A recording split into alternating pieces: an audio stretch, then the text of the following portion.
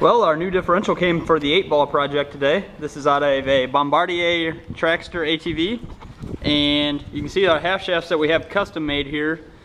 The shaft is made, the inboards are the same as these. These ones actually have an inboard brake rotor assembly that they mounted to. We're not going to use that, but nonetheless, it's still the same piece here that goes into the differential, and it still uses the same CV joint. And the outboards are just slightly different. You can see these have a larger spline and a hub, but I can reuse these, so that's good. But anyway, the main reason I bought this for was what's inside this. This is the differential, and that's what we really needed. Should be the same. These CVs, they just pop out like that, and there's the piece we actually need right there, and it's inside there. So cool. Well, we're out to set it off to the side for now, but came in, it was cheaper than I thought it'd be, and really happy with it. So also got a present here in the mail today, and I'm really happy to finally have this in hand. I spent 4 months looking for this, and this is a 4BT power steering pump off the Cummins motor, and these came on the Grumman bread vans. They are a power steering pump only, no vacuum pump like the Dodge assemblies. It bolts right up to the block, and then it's got the hydro boost lines. You got the high pressure line and 2 return lines. So this is a really clean unit, and they work out really well. And I'm glad I finally got one.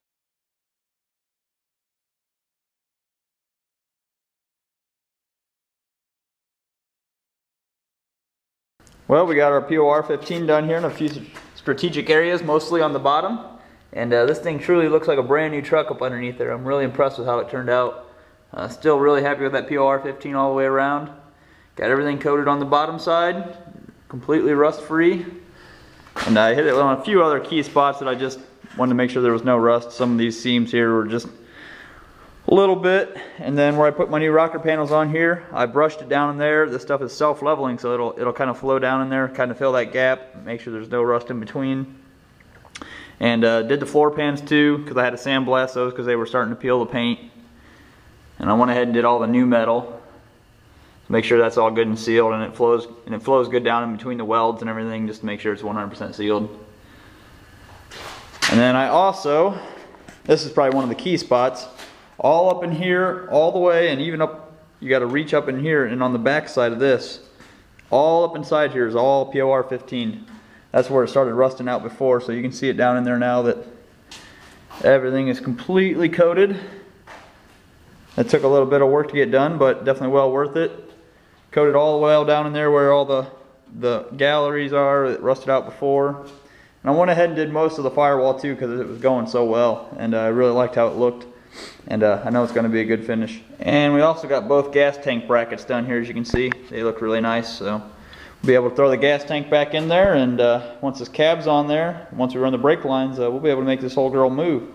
So, well, this is my window of opportunity here. It's not ideal, but we got to take advantage of it while we can. We're supposed to get cold weather here the next couple days, like down in the 20s again, which is pretty frustrating.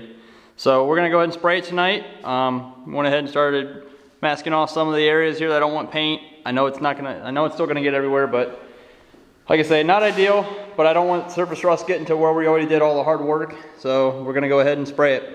I got our kerosene heater going here. We're keeping it about 65 degrees, which is pretty good. And we also got a dehumidifier going since it's raining out. That was one of the battles, is that it was raining out and I could do it with the moisture, or it's gonna get cold tomorrow. So got our dehumidifier. We're maintaining about a 60% humidity, which ain't too bad. All the areas of concern are POR 15 already. We went ahead and used the Marine Clean from the POR 15 and completely wiped down every square inch of this cab, so we're in good shape there. It is, like I say, fully prepped. I'm going to take a tack cloth over it here we got from Summit Racing, and right before I spray, I'll go ahead and wipe it down just real quick, make sure we got all the main areas. And we will try out our new Devil Bliss spray gun we got from Summit Racing also. Talked to several people, they said that was one of the better brands to go with. And so we got a primer gun and a paint gun, and we're just gonna go to it. Starting with, we got this is our base coat clear coat epoxy primer that we're gonna be using. We got a hardener, and we also got a low temperature reducer. Got all the other stuff we need. We got paint stirrers, we got strainers, mixing cup, And here's our new Devil Bliss gun. This is the starting line. It's an entry-level product, but I think it'll work good for us.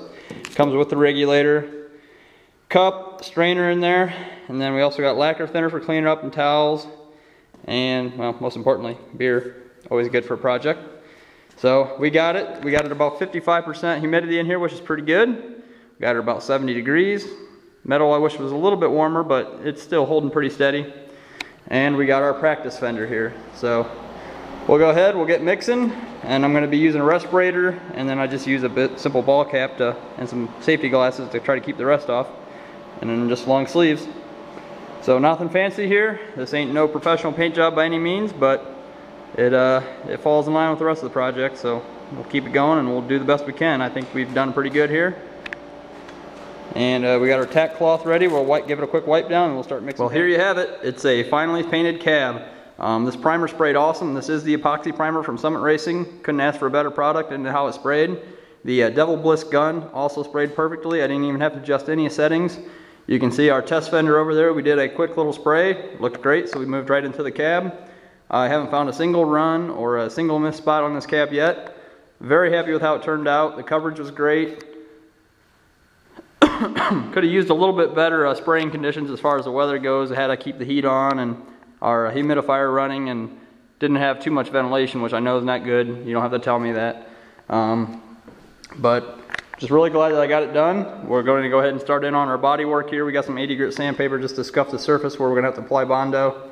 And then after that's all done, we'll go into our high build primer. And since this is all covered, I don't have to worry about covering too much of the interior where it's already been done.